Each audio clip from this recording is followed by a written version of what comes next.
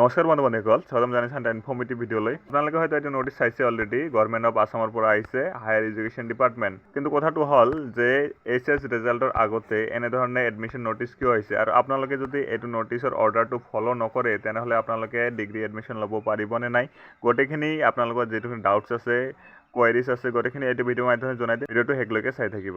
যিখন নটিচ আছে, নটিচখন আহিছে গভৰ্ণমেণ্ট অফ আছামৰ ফালৰ পৰা higher education department.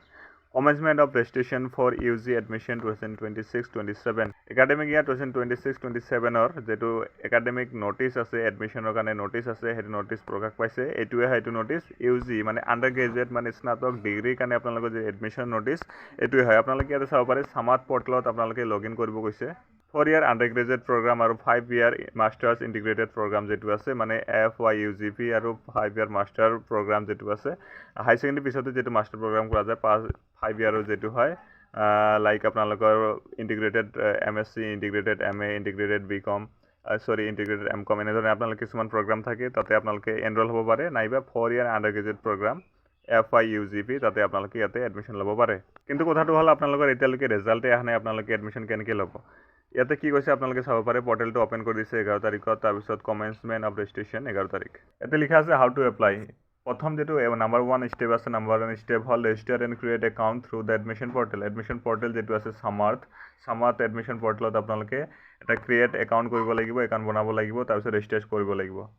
Use your own mobile number, own Gmail ID, তাৰপিছত মোবাইল নাম্বাৰ, তাৰপিছত ইমেইল ID যেটো আছে, ইমেইল আৰু মোবাইল নাম্বাৰ নিজৰটো দিব লাগিব, কাৰণ বাৰে বাৰে ইয়াতে OTP আহিব, মেছেজ আহিব, আপোনালোকৰ ইনফৰমেশ্যন এই নাম্বাৰত আৰু ইমেইলত দিয়া হ'ব। সেইকাৰণে নিজৰটো ইউজ কৰিব।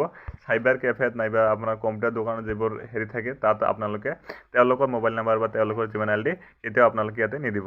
তাৰপিছত আপোনালোকে complete your profile and submit, ইমানখিনি কৰিলে আপোনালোকৰ যেটো হেৰি আছে সামাৰ্থৰ ID আছে, IDটো আপোনালোকে ইয়াতে পাই যাব, আপোনালোকৰ IDটো হৈ যাব।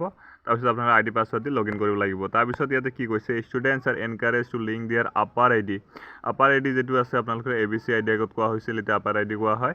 আপাৰ IDটো আপোনালোকৰ সামাৰ্থৰ টাইমত ৰেজিষ্ট্ৰেশ্যন কৰাৰ টাইমত আপোনালোকে লিংক কৰি লোৱাটো এনকাৰেজ কৰা বুলি কৈছে। আপোনালোকে এইটো কৰিলে ভাল, নকৰিলে একো অসুবিধা নহয়, কিন্তু কৰাটো ভাল বুলি কৈছে। ইয়াতে আপোনালোকে কৰাটো ভাল, ইতিমধ্যে যদি আপোনালোকৰ হাতত এতিয়া টাইম আছে আপোনালোকে ইয়াতে কৰিব পাৰিব। তাৰপিছত ইয়াতে কি কৈছে, ডকুমেণ্টছ ৰিকুৱাৰ্ড।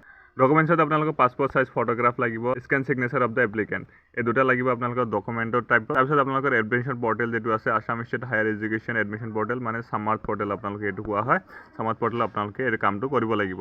তো এই এডমিশ্যনৰ নটিছত ইমানখিনি আছিল। আপোনালোকে যদি কিবা ডাউট থাকে, এতিয়াও কিবা যদি বুজি পোৱা নাই কমেণ্ট বক্সত জনাব, নাইবা মোৰ টেলিগ্ৰামৰ লিংক দিয়া আছে, টেলিগ্ৰামত আপোনালোকে জইন হৈ আপোনালোকে তাতে এইটো PDF আছে, PDFটো ডাউনলোড কৰি চাব পাৰে, নাইবা মোৰ ইনষ্টাগ্ৰামত আপোনালোকে DM কৰিব পাৰে। তো আজিৰ কাৰণে আছিল মানে, ভিডিঅ' যদি ভাল লাগিছে লাইক কৰি দিব, লগতে চেনেলটো ছাবস্ক্ৰাইব কৰি দিব।